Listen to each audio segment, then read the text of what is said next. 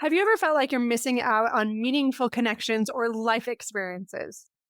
Being open and receptive can be the key to unlocking stronger relationships and improving your mental well being. Join me today as we talk about how simple shifts can help you navigate life's challenges with more ease and fulfillment.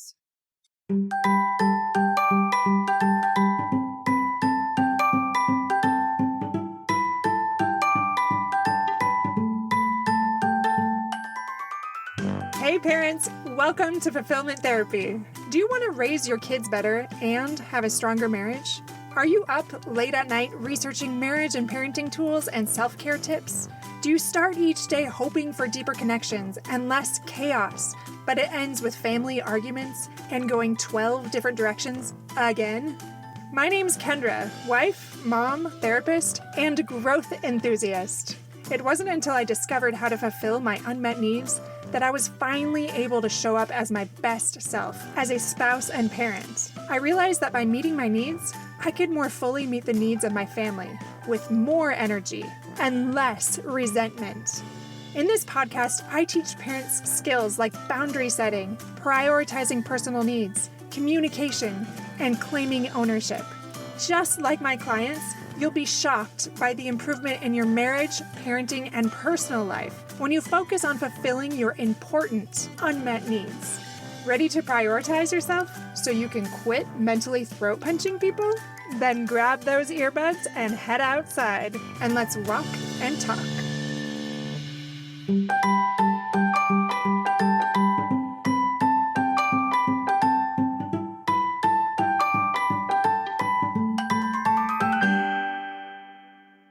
Welcome back, my friends, to Fulfillment Therapy, where we explore strategies to enhance mental health, wellness, and life fulfillment. I'm your host, Kendra Nielsen, and today we're focusing on the transformative power of being open and receptive. This mindset can truly help us break free from feeling overwhelmed and stuck, allowing us to find more enthusiasm and passion for life. When I was thinking about this podcast episode, I was thinking back on one client that I had that really struggled with anxiety, and he believed that other people needed to help him feel safe. He thought that his family should create this bubble around him to protect him from the world. However, when we talked more about this through a few different sessions, in one pivotal session, he was able to confront some of his fears, and he began to open his mind to the idea that most people are safe, even though that was very hard for him to cognitively believe. Well, this small shift led to some amazing changes. He started challenging his cognitive distortions or those irrational beliefs and stopped avoiding social interactions. And as a result, he had transformational conversations and formed these deeper connections that were just waiting for him to step forward with that openness and that receptivity. I remember when he talked about this the following session after that pivotal one, he just said, there are so many things that I've given up because of my fears, and I didn't even realize what I was sacrificing. He talked about how amazing it felt once he started to be more receptive, once he started to open his heart to the idea that maybe these things were in his lane, his side of the street, and not necessarily a reflection of the real world. Now, that didn't mean that all of a sudden he stopped having fears, but he started to see them in a different light that served him and his family better. And I will come back to that story in just a minute.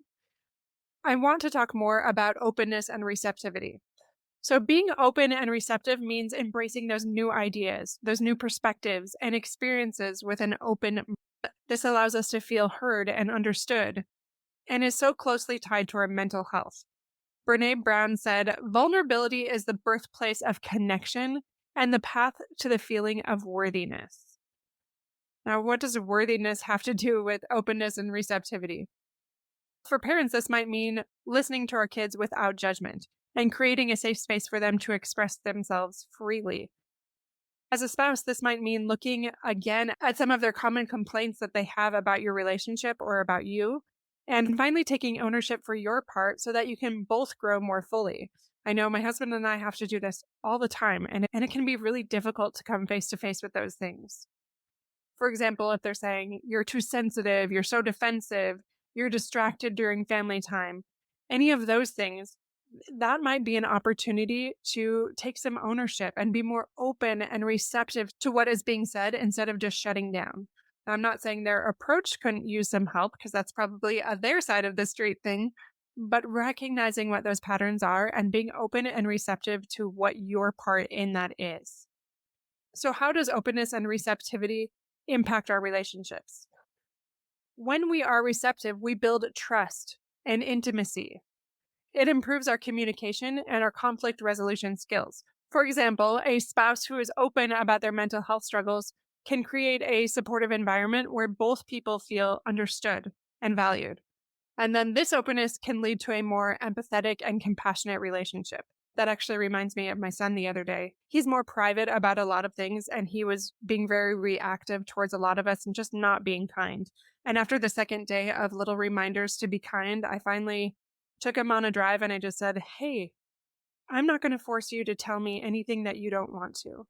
And it also impacts the environment of the home. When you're not willing to be open and vulnerable and share some of those things, it's hard for us to be empathetic and patient. For example, if I just kept yelling at you and harping on you and I didn't share why I was struggling, that would be really hard for you to understand. But if I shared something like, it's my brother's death day and I'm feeling raw and emotional today and I'm sorry for reacting the way I have. Once you know the reason, it's easier for you to be patient and empathetic towards me. But, son, when you don't share anything, it's hard for any of us to do that. So, we're not able to feel close to you or patient or as kind. So, just keep that in mind when you think about what to share and what not to share and how it impacts everyone else, too. Now, did he suddenly want to share everything? No, but I'm hoping that I'm planting those little seeds that eventually will bear fruit. Now, we talked a little bit ago about those cognitive distortions. How do we challenge those, and how does that tie to openness and receptivity? Being receptive involves challenging those negative thought patterns or those cognitive distortions. When we do this, this helps reduce anxiety and depression by allowing us to see situations more realistically. Remember that in the case of my client, he kept seeing the world in a way that was tainted by his cognitive distortions that wasn't a true reflection of what the world was. Another example is that a parent might challenge the belief that they have to control everything to keep their family safe. And instead, remember that things are beyond their control. When we're open to new solutions, that can really benefit our family instead of that tight control. We can also let go of wanting others to reinforce our irrational thoughts or our faulty thinking and simply stop and challenge them ourselves. And maybe this time validate what other people are saying instead of arguing with them again and again. I know that can be very difficult to do, but one thing you can do is on my website, I have a free page and it shows different worksheets. And one of them is cognitive distortions. And it'll break down some of those cognitive distortions for you and help you understand what they look like so you can recognize those irrational belief patterns that you might have. Now, let's talk about how this applies to parenting. So, open minded parenting encourages our kids to explore different viewpoints and learn from other people. This helps our kids develop that resilience and that adaptability and is so important for navigating this earthly experience. We can model this open minded behavior by engaging in those respectful conversations with other people about all sorts of topics and show our kids that it's okay to have different opinions and that learning from other people is valuable. And you're going to have to show that more than once in so many different topics, and then maybe breaking it down afterwards, why it's so important to be open and receptive to other perspectives. Now, how else can we practice that receptivity in daily life? My friends, this can be as simple as being fully present in conversations or trying new experiences. For example, as a parent, we might decide to try a new hobby with our kid or create that sense of adventure in our homes with that openness to new experiences. Glenn Close said this: "What mental health needs is more sunlight, more candor, and more unashamed conversation." So when we're open to those new experiences, those conversations that maybe we're not always comfortable with, we can create a more supportive and understanding environment and model to our kids that this is okay. Maybe this is unknown and this is different from our own culture and our own perspective, but that's all right. We can be curious and interested in it instead of being so fearful and afraid and shut down. We can be open. We can be receptive. And again, model what that looks like. And if you don't feel like you're there yet, think of that mentor that does a really good job. Like I've mentioned this before, but my aunt does so well with this.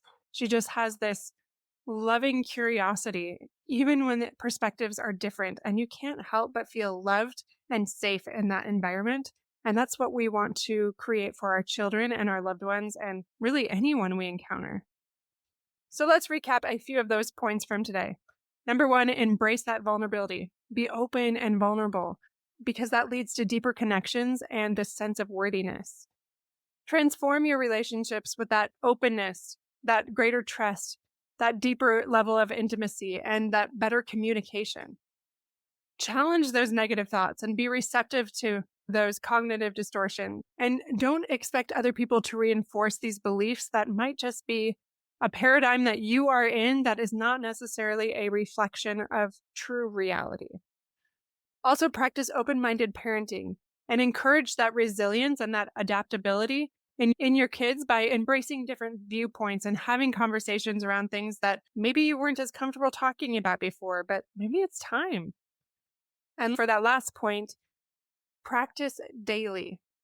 It's okay to bring this up to your kids. Like, we be more open and receptive in our home. We want to practice more of that vulnerability, and we want to be more open to different ideas and adventures, because we recognize how this will improve our mental health and wellness and our life fulfillment. Don't be afraid to just call it what it is. Rainier Rilke put it really eloquently, and she said, openness, patience, receptivity, and solitude is everything. So what she's saying here is that when we have those things, we can embrace life and live it more fully and more meaningfully in those experiences. As we have greater openness and receptivity, we unlock these new possibilities for more fulfillment in our lives and in the lives of our family members. I just want you to visualize somebody that is very open, very receptive. Think about what traits that they have. Think about how they talk about different things, especially perspectives that they don't necessarily agree with. How do they handle that? How can you become that person that responds in similar ways, like my aunt or my client? And moving forward, live with more openness and receptivity. You can do those 5 points that I talked about, or you can simply get still and reflect on the ways that you've seen that in others that you admire, and seek to adopt those character traits yourself, because it is possible, even if the progress seems very small. All right, my friends, that is all I have for today. Thank you for joining us.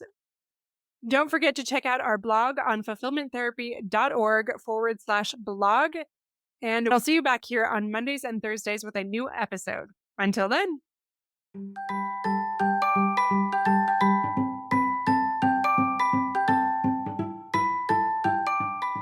Hey friends, I hope you enjoyed today's episode. If you did, chances are someone else would too. Would you take 30 seconds to share this with a friend who's looking for greater family fulfillment? And while you're sharing, tell me what you think about the show by leaving a review on Apple Podcasts. It refuels me when I hear this podcast is helping you. No matter what your house or your hair looks like, I'll meet you back here every Monday and Thursday morning for more episodes. Until then.